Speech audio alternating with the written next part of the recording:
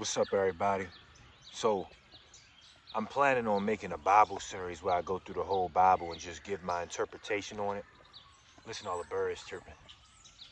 But right now I'm not done the whole Bible, so I probably won't do that for another year or whenever. Who knows? But in the meantime, I do want to talk about this one story that was in the Bible. The story I'm talking about is the story of Adam and Eve, and more specifically, the tree of knowledge of good and evil. So the tree of knowledge of good and evil was the tree that God put into the Garden of Eden. And he told Adam and Eve, do not bite from this fruit. You can bite from every other tree. You can do whatever you want in here. Just don't eat this.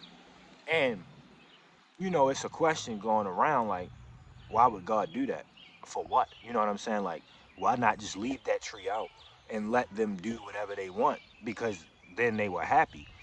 You didn't have to give them that temptation or that option in the first place. Why even give them that option? You know? Well, let's look at it like this. Why give them that option? One of the reasons of life is the fact that we have option. Because if we don't, then we are slaves. Let's break it down into an analogy. So you with a girl, the girl of your dreams. She fine as can be, her ass fat as can be, boy. Her ass thick as can be, boy. You know what I'm saying? You with her right now.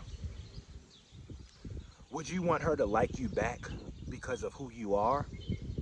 Or would you want her to like you back because you injected inside her neck with a needle some Cupid's arrow? Let's say this Cupid's arrow serum makes anybody you inject with it fall in love with you. So let's break this down. You got this girl.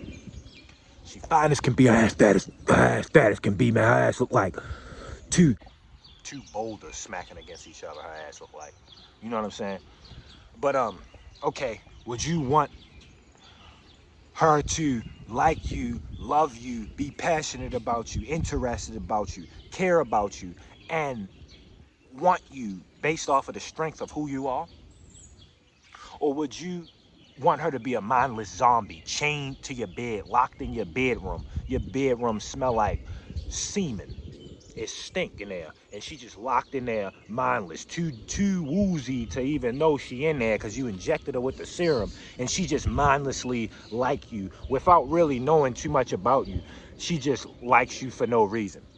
She doesn't give you any ups and downs. She isn't a free thinker. Like, she doesn't have a mind of her own. She never will tell you no. She never will give you any backlash ever. It's no interesting thing about the relationship ever. There's no fire. There's not one argument ever. Everything you say, yes, yes, yes, yes, yes, yes, all the time.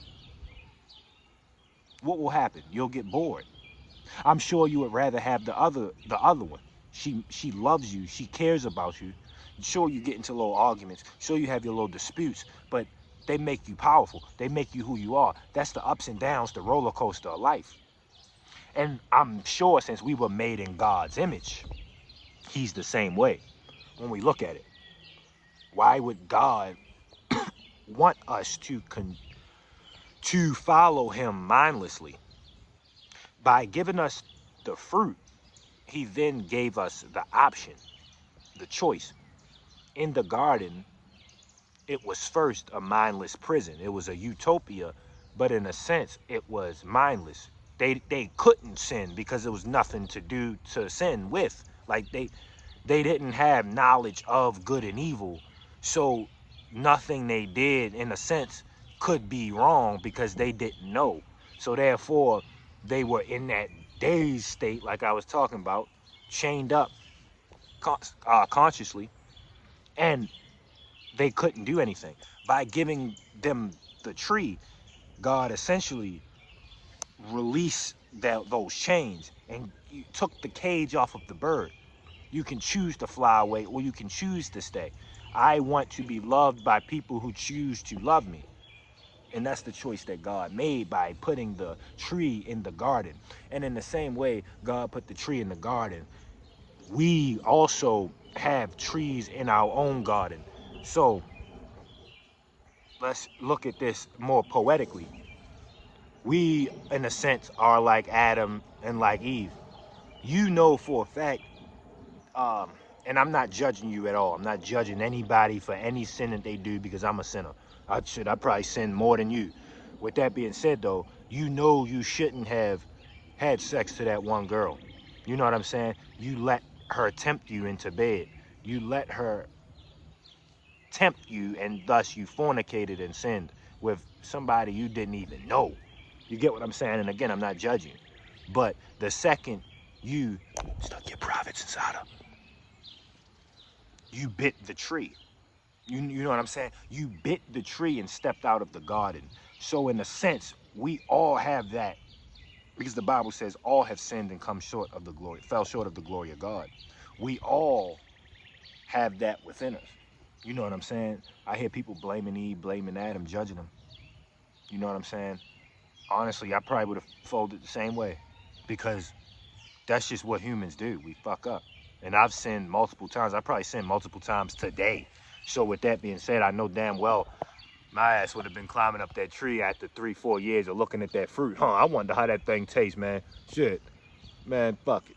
I probably would have climbed up there even without Eve telling me. So you mean to tell me if Eve telling me, she probably looked good as can be. Who knows? God made her by hand. She whispering in your ear. You let a girl get you to spend $10 on her. And you know you don't know her. She finessing you out of $10. You let a girl get you to do some stupid shit. I know for a fact you would let a girl get you to bite a fruit. If you would let her do X, Y, and Z, whatever. So that's just the way I look at it, sort of figuratively and literally. Like, God released their mental chains with the tree, and thus giving them the choice, thus allowing them to love him with free will, rather than being forced to love them mindlessly, being forced to love God mindlessly. So yeah, knowledge is tree of knowledge of good and evil. I'm not gonna go too in depth because again I'm gonna get that Bible series going. So I'm probably gonna remake this video, but that's just for now. Leave a like, comment, subscribe, music channel, goodbye, man. That's Uncle Boomer Jacket Flat, man. Check it out, man. I love y'all, man, and always praise Christ.